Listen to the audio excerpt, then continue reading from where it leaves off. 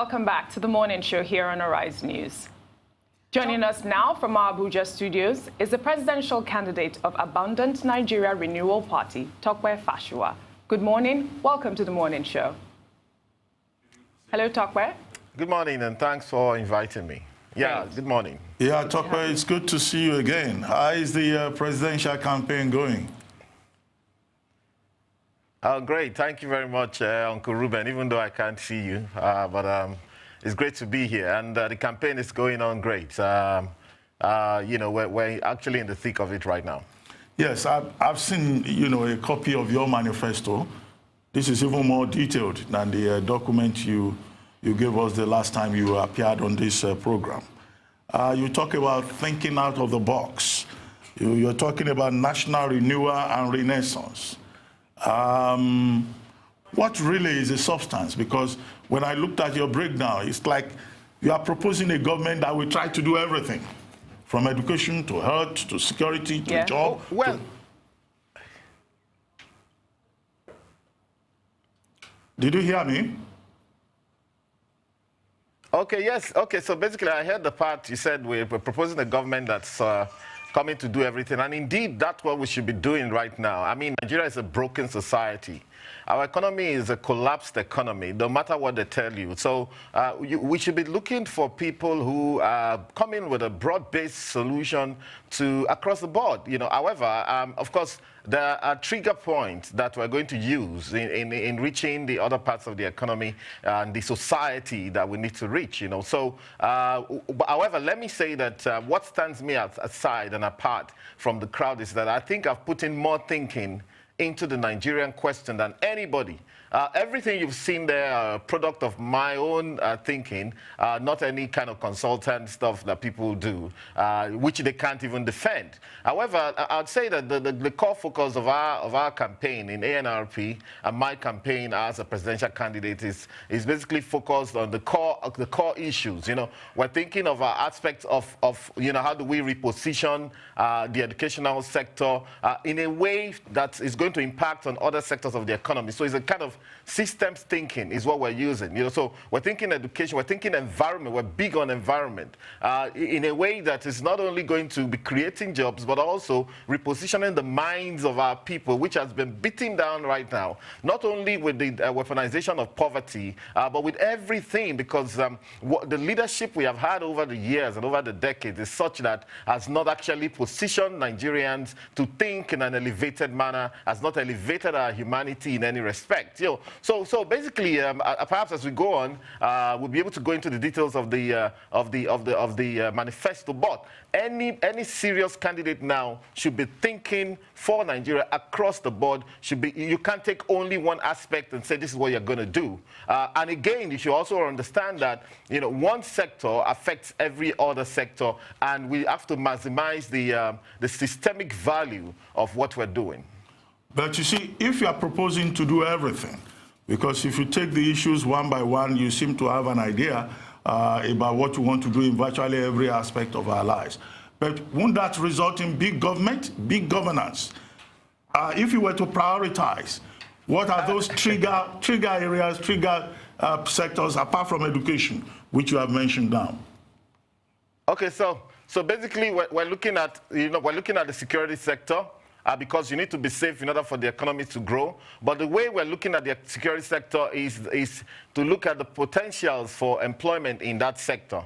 Because at the end of the day, the only thing that will secure this country are the youth of this country. If you create the jobs for them in the security sector, in light security and all of that, then they will secure the environment and they will be able to gather intelligence for you. We're looking at, again, like I said before, the environmental sector, massive. The environmental sector is the only place where we can have sustainable employment for 1 million to 2 million people in this country. We're looking at of course, the educational sector, as I said before, but what we're thinking about in the educational sector, apart from taking serious the universal basic education, which is absolutely important. 13.2 million children on the street, totally unacceptable. When you have that kind of numbers on the street, which is the highest in the world, you have actually mortgaged your country, for 2 lifetimes or 3 lifetimes. However, for the tertiary education, we have a fantastic idea that by now, the people that should be building this country infrastructure-wise are our students in the universities and polytechnics. For example, students in civil engineering departments should begin to build roads, starting from within their campus. I've seen reports in the newspaper where vice chancellors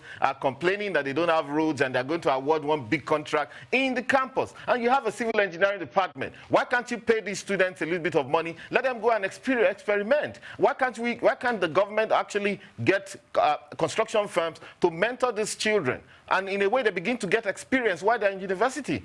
The same engineering, like electrical engineering, can reposition what's called our electricity sector by going to the nearest village near them, doing their project, which also counts for them, but also getting paid a stipend. And even students of history and sociology, anthropology, can be useful in documenting the little histories of different settlements around them, and also our dying languages. And the students in IT should be the ones putting that stuff on the internet. We can create a Google that will have Nigerian information, all of these informations that we're losing.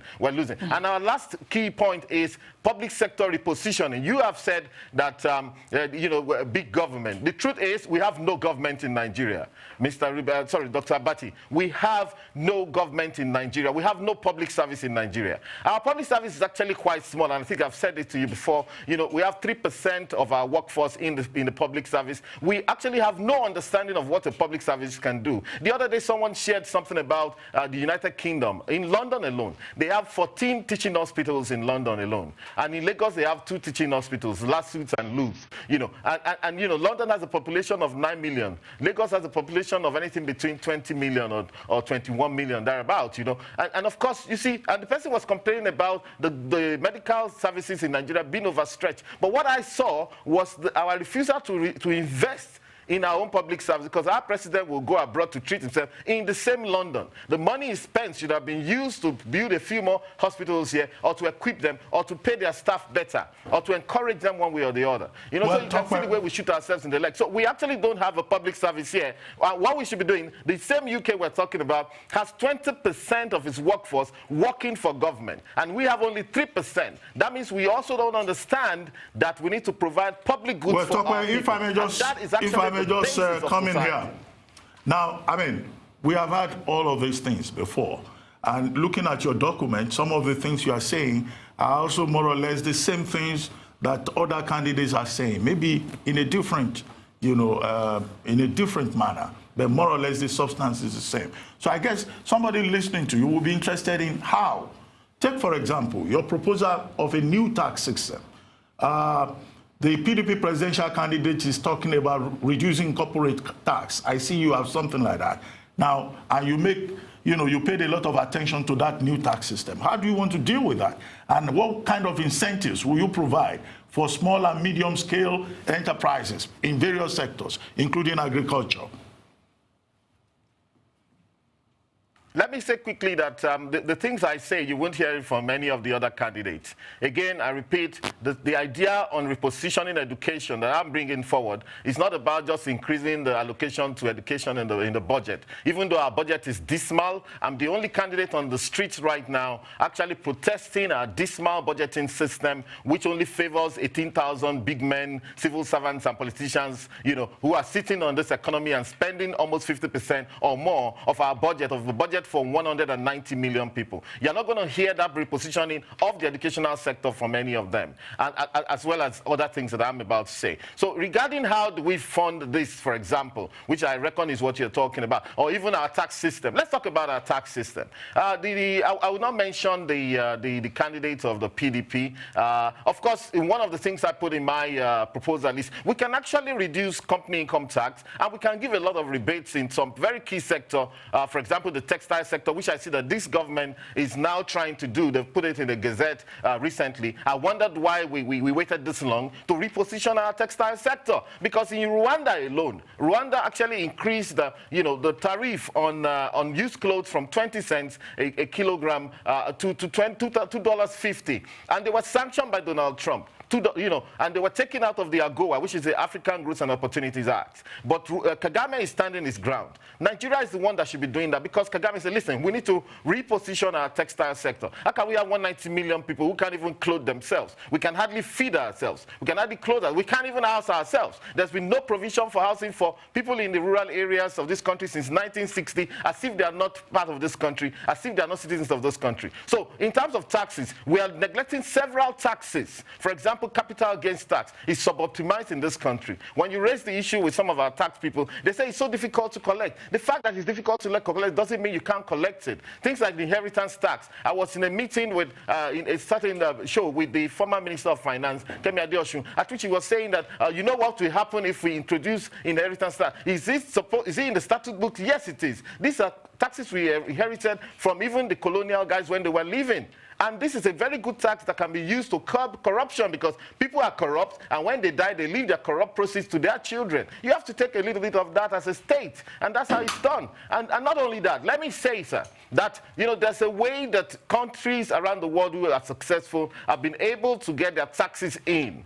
On company income tax alone, we can double and triple that if they were ready to do the job. The simple thing they do abroad, and I'm used to the UK, I'm used to the UAE, I've done businesses in these places more than this. So in terms of doing business, some of these guys that are saying they are big in business, they are only local champions. Let me tell you what they do in the UK. What they do is that the company house, which is our own CAC, you have to have your company house renewal every year before you can run a business in the UK. However, the company house will not give you a renewal of your annual returns except you bring an income tax report. You have to bring your tax certificate, and on that basis they will issue you an annual return. And your regulator in your industry must always see your returns. Here, they have deliberately bastardized every scenario. They have ensured that nothing can be regulated. Regulators are only accomplices to crime, and therefore, so in the UK, they would ensure that the company house is tied with Her Majesty Revenue and Customs, and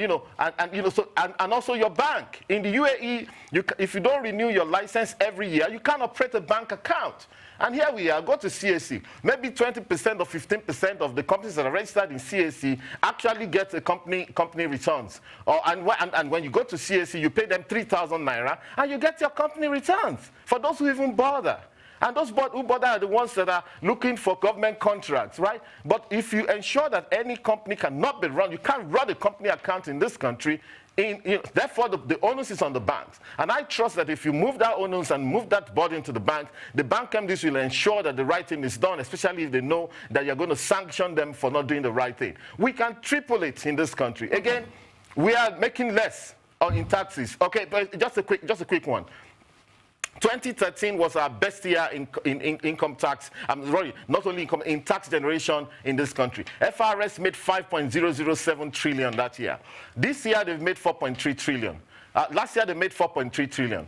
Year before they made 4.0 trillion. 2015 they made 3.7 trillion. We're going down in taxes, and this is a country where we have actually devalued the currency, meaning that what we're getting today is half of what we got in 2013. That is why this country is broken. The economy is broken. We're going back into a recession. As a matter of fact, if you think about it economically, we are actually in a depression. So, Dr. Abati, the things that the way I speak about it is not the run of the mill. Well, it's not the normal thing you're going to hear from a lot of this guys. Mr. Fasua, I'm very keen on security, and when I look at your manifesto, you talk a lot about engaging young people, young Nigerians.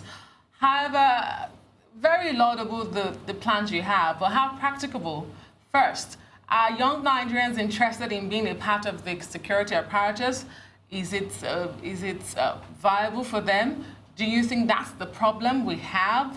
Some will argue that the fundamental problem there is the equipment these people don't have, the remuneration for them. How did you conclude that young Nigerians would be the one to change the security problems that we have? Well, it's because you look at there are two types of security issues. You can broadly categorize into internal security, external security. You can put in things like Boko Haram in external security because we know how that happened. You know, it was Mohammed Yusuf and a couple of people, you know, running riots in some parts of northern Nigeria. But before we knew it, they said that a lot of ammunition came in from Libya. And I believe that a lot of people came in from there who traumatized this country. I live in Abuja here, which has been hit about 4, 5, or 6 times. And every time that happens, these people disappear into thin air. We don't see them. Meaning that external security issue is an intelligence problem. If your intelligence is dead, then you can't do anything there. So therefore, that's an intelligence problem. And in order to tighten your intelligence, you need street intelligence. And again, mind you, that Boko Haram problem, the reason why it's receded today is also partly due to what they call the civilian JTF. In Maiduguri and environs, the youth of those places, they came out, they risked their lives. They took up arms against these guys. They stood up to it. You know, it's not only about this. Listen, I've also interacted with some soldiers, you know, that are my friends, and they've told me part of what's going on in those places. A lot of the problem we have is basically business. And you know what happened when, with some of the service chiefs that have gone, who have not been retired. We saw how they were just generally diverting the funds into their own private coffers. Why they put these boys in jeopardy? So I personally will not say that the only problem we have is in terms of equipment. Remember that President Buhari has given America $500 million in advance for 2 years for the support for the supply of Tucano aircraft. You know, it's pathetic that we cannot even protect ourselves. I said somewhere yesterday, if a world war happened today and every country went crazy, this country can easily be taken up by Cameroon, Niger, or Chad, or Benin Republic. And mind you that all our neighbors are actually French-speaking people, you know, and they have no allegiance to us, so to speak, you know. So that's one. But in terms of the internal security, where you have things like kidnapping, armed robbery, you know, snatching, all of this stuff, you know, this is because you have not engaged your youth. And mind you, you know, we are not going to solve only economic problems in this country. Before you can solve the economic issues, you have to also look at the behavioral issues. You have to look at the social psychological issues as well.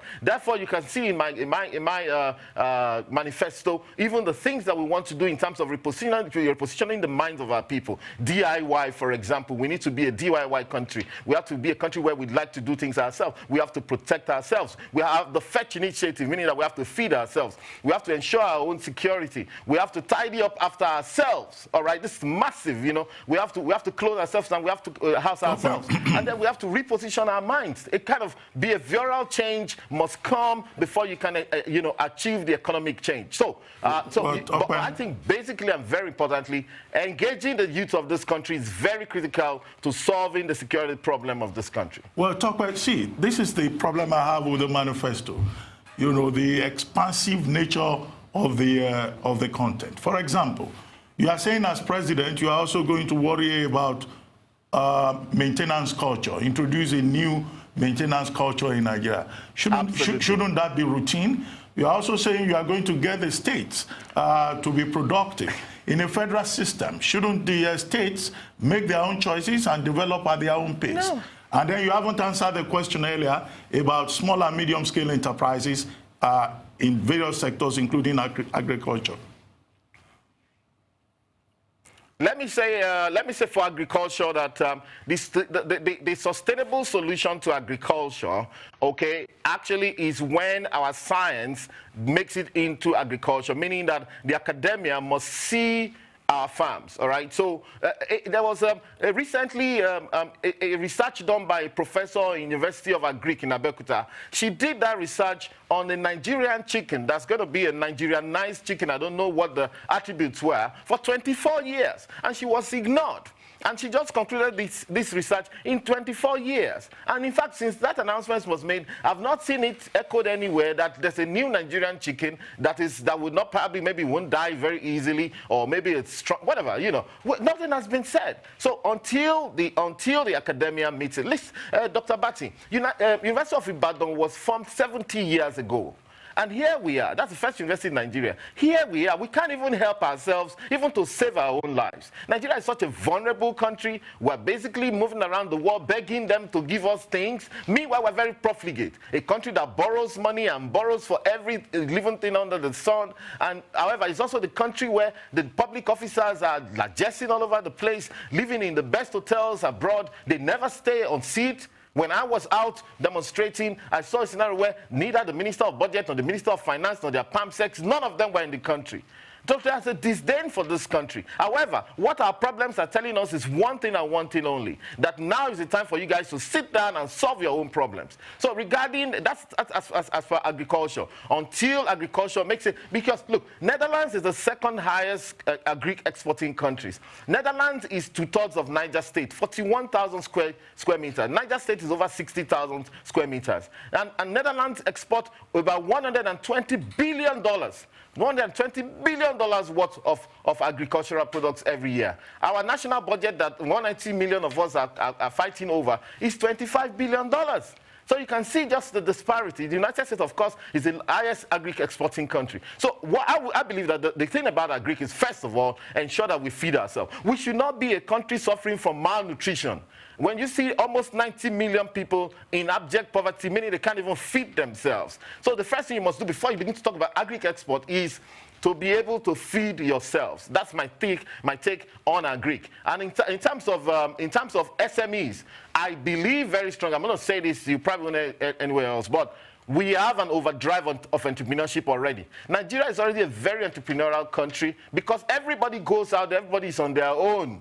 I'm saying to you that 17% of the workforce in the U.S. is employed by the government of the United States of America. The biggest employer of labor in the U.S. is the United States Department of Defense. In the U.K., 20% of workforce, meaning that people who can work from the age 18 to maybe 65 or 70, 20% of such are employed by the government. The biggest employer in the UK is the NHS, National Health Service, which treats our big men when they go there to the same structure that treats them. And we pour money into those things as well from this country. You know, and here we employ 3%, meaning that most Nigerians wake up every morning, they're on their own, they're busy walking around the street. And now there's this rhetoric about entrepreneurship, which again is actually activating a sort of greedy button in our people. Everybody is out there shoving something in your face. And if it was things that we produced, it would have been better. But even our music, even our Nollywood that we are very proud about, okay, most of the content is foreign. How many cameras have been made in Nigeria that you can use to shoot a film? All right, you know, Mr. how many Fasua. ideas have we get? How many special effects are made in Nigeria? So, but lastly, let me say this. In terms of taking on, the reason why I'm not running for state governorship or Senate is because the real problem with this country is with the visioning from the center, all right? And we need to begin to be able to affect, all right, thinking at that level. Environment is massive. If the states were doing it, we would not be in this problem we are. Up till now, almost 1 million Nigerians are in IDP camps as a result of environmental displacement. And so this is a national issue. In India, they have prioritized that, and the PM of India, Narendra Modi, is the one driving the process himself. And that's why India is growing at 8%, 8.5%. As we speak right now. All right, Mr. Fasua, I think we can all agree that your manifesto is quite ambitious, and I must commend most of your initiative. But can you really say that you have the political structure to win this election? Right, okay, first of all, is to say there are two ways of winning. Either I go around the country, if we had the time. One of the problems we have as candidates is that we have 90 days to do all the work. But, you know, subtly, anybody that wants to run should have started some groundwork, and I've started that quite a while ago. And we have a political party, ANRP, which we are, basing all of this structure on, And mind you, I'm not the only one running in the party. We have state governors, candidates as well. We have senatorial, we have House of Reps, we have House of Assembly. We have all sorts of great people out there in the space who are doing their own work and, also increasing the visibility of the party. That's one way of winning. So, however, where that is going on, and that's part of why I'm here, and I want to thank Arise TV for bringing me on, because look, we can't afford to pay if we have to pay, and I'm saying this, you brought me here for free, if we asked me to pay, I probably wouldn't be able to find the money. all right, because I'm not a billionaire. And many of the people who call themselves billionaires in this country, and you check it, you find that they've based it on fraud or one way or the other, or stolen from the government, you know. So that's that. So, but the other way of winning is to ensure that you can win in installment. Your ideas can win. I'm on the streets, as I spoke to you about a week ago. I was on the streets demonstrating because they are reducing the budget for next year. We're moving from 9.1 trillion to 8.6 trillion. And I'm asking government one simple question. You know, population is growing at 3.2%, meaning that about 6 million people are added to the mouths that the government needs to provide for every year. And inflation is eating the value of money at 11.28%. So on what basis are they reducing the budget for next year? I've seen a report also where they are reducing the expectation of revenue from the MDAs from 800 billion to 600 billion. Okay, I need to ask you this question before we run out of time. I need to ask you this question. Okay. Have you had the time to take a look at the next level document presented by President Buhari, the APC presidential candidate, and then the other policy document presented by presidential candidate of the PDP, Atiku Abubakar? And if you have had the opportunity of looking at their documents or studying the details, what do you think? What is it that you think they are bringing to the table that you probably have not thought of? Well, I don't think there's anything the next level is bringing that I've not thought of. Again, a next level that's reducing the budget for next year. What next level is that? Look, if you are reducing a budget of a country, you're thinking of, to the extent that they are justifying a reduction in the performance of MDAs, to say that, look, we expected 800 billion from you before, don't worry, go and give us 600 billion. These are guys that make the money and put it in their pockets, right? And as a result of part of my advocacy, however, I note that the Minister of Budget also sent out a memo that they will not be accommodating these unnecessary and lavish purchases of SUVs that they do, you know, in next year's budget. But why did they do it for 3 years of their governance? Why are we budgeting for those things? So there's nothing in next level. But in terms of the, and again, we're going to keep on that. We want them to increase the budget of this country to 15 trillion by next year, and we can find the money. I've written a petition to them. I've noted and I've pointed them to where this money can be found, if only they were serious. And we're going to stick to that. And we're just being lenient to them for telling them to go get 15 trillion. I mean, South Africa is budgeting $155 billion, and here we are budgeting $25 billion. Angola is budgeting $50 billion. Here we are budgeting $25 billion. You know, Egypt, $68 billion. Algeria, $60 billion. And a dollar is a dollar. Do you know, according to my fellow contestant, you know, who were somewhere, Donald Duke, that between 1979 and 1983, Shagari budgeted an equivalent of $25 billion. And here we are, how many years after, in 2018, we're still budgeting $25 billion. And most of the money now, corruption has increased and all of that. So regarding the other document from the PDP candidate, what I saw was he was just actually pandering to what he believes that some people want to hear. I mean, we're talking of crass capitalism here. You want to privatize all privatizables. You want to sell NNPC, you know, 90%. What gave him that? Why is the analysis that says that 90% of NNPC is what needs to be sold? He's talking about 15% growth of the economy, but he's also talking of reduced inflation. You don't understand that growth, if you want to have a double-digit growth, then inflation has to go. You can't have a single-digit inflation. You know, because the cost of that much activity and the many jobs you are going to create and all of that buzz that will be generated by double-digit growth is that inflation has to go somehow. You know, so here, I mean, I even saw where he said he will now let inflation go up if he can bring in FDI. No, you don't allow inflation to go up because of foreign investment. No, you can only allow inflation to go up because of growth. But so I saw a lot of pandering to the fact that he believes that that's what maybe those of the people he's trying to convince to support him, Western capitalism countries and so on, that's what they want to hear. But we have gone past that. That is old economics, it's third economics. The point where we are right now is a point of common sense. Use your own thinking. Think about what works for your people. If you have 90 million people out there, you cannot tell them to go to market forces and go and sort themselves out. It will not work. Now is the time for real governance, and that's why people like us are involved. I'm here to ensure that all of them think. And if we had not done the kind of things we are doing, these guys would even come out with the documents that they've come out with. Before, it used to just be a case of promise a few things here and mesmerize the people and get it. We're going to make the work a lot more difficult for them this time around. Okay, and that's a fantastic note to end this conversation. Mr. Tope Fasua, the presidential candidate of the Abundant Nigerian Renewal Party. Many thanks for sharing. Thank you so much for joining us. Your thoughts. Yes, it's time now for Thank a you short so much. break. Thanks for bringing me.